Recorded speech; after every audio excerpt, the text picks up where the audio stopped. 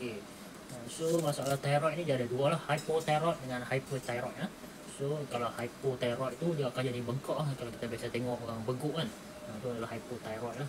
Sebabkan dia tidak aktif thyroid dia banyak terkumpul dekat leher dia.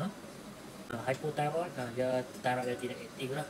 So dia jadi Hashimoto nama dia. Penyakit Hashimoto ni dia tanda kekurangan dia apa? Dia berat badan dia bertambah, simptom dia mudah penat, sebelit, goiter tu yang bengkak tadi lah. Okey. So dia berbeza dengan hyperthyroid. Hyperthyroid ni dia terlebih aktif. Dia terlebih aktif. Dia jadi grave.